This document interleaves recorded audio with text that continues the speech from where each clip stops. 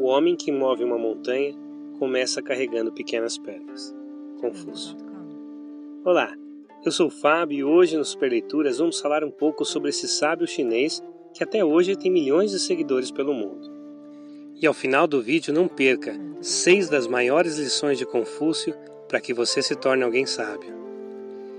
Confúcio foi o mais importante filósofo e pensador político da China e a pessoa que mais influenciou sua cultura e sociedade desde a antiguidade até a atualidade.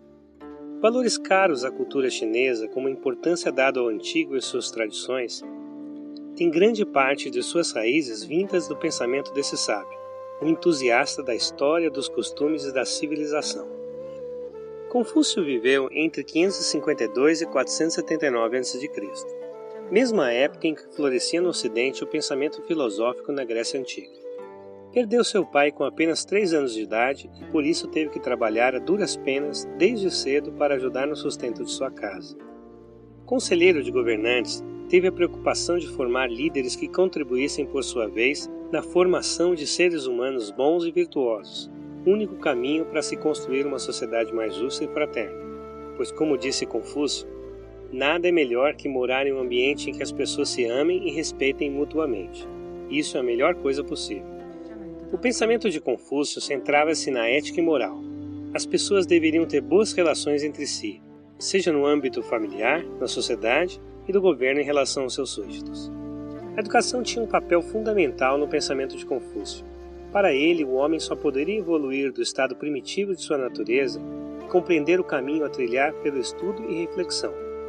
Esse conhecimento adquirido deveria ser aplicado na formação do próprio caráter, que consequentemente se refletiria numa conduta reta no relacionamento com o próximo, preterindo seus interesses pessoais em relação aos da comunidade. Por isso Confúcio defendeu que todas as pessoas deveriam ter acesso à educação e não apenas à nobreza, pois a verdadeira nobreza e honra de uma pessoa não estavam ligadas à linhagem desta, e sim às suas virtudes. A principal virtude que constitui a doutrina central do pensamento desse nosso sábio chinês é o reino.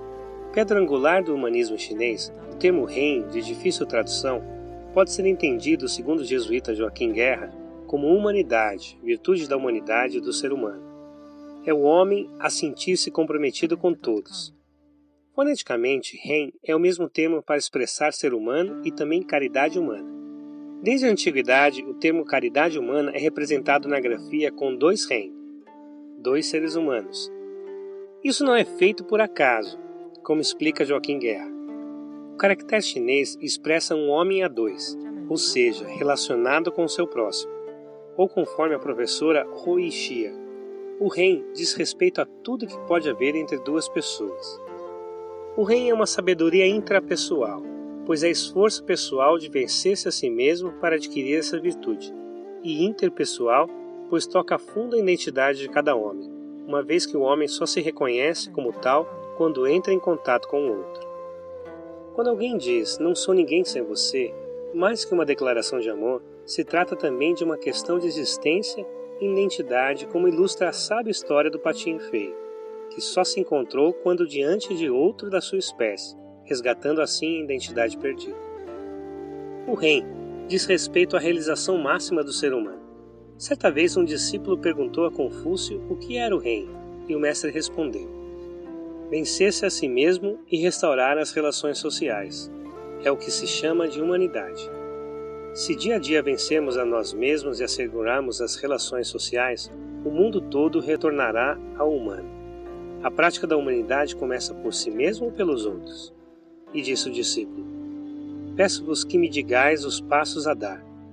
Disse o mestre: o que não for correto, não se ouve. O que não for correto, não se diz. O que não for correto, não se faz. As ideias de Confúcio não morreram com ele. Seus discípulos procuraram mantê-las vivas. O confucionismo marcou profundamente a cultura chinesa, sendo por milhares de anos acolhido oficialmente pelo Estado. Em 1912, com a proclamação da República Chinesa, o país abandonou o confucionismo, sendo este combatido durante a Revolução Cultural Comunista na China. Atualmente, o governo chinês retirou restrições sobre o confucionismo e verifica-se um florescer de um novo confucionismo no país. Considerado como patrimônio histórico e cultural da China, Milhões de pessoas seguem o confucionismo no mundo, especialmente na China, Japão e Coreia do Sul. Confúcio foi o grande mestre do humanismo chinês, e tem muito a ensinar tanto ao Oriente quanto ao Ocidente, por sua mensagem universal.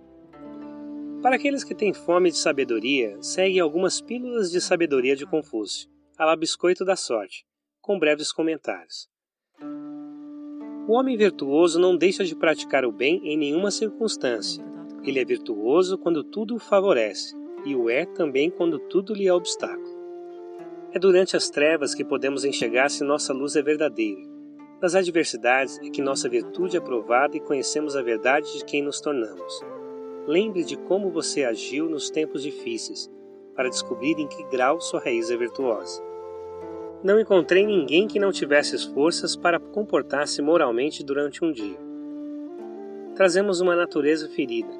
Para se alcançar o reino, a plenitude da condição humana é nos imposto grandes exigências éticas. Ninguém as possui, mas todos a podem e devem alcançar. Se o homem ouviu a verdade toda pela manhã, pode-se morrer pela noite, que já valeu a pena a vida. A iluminação intelectual é decisiva, mas não basta.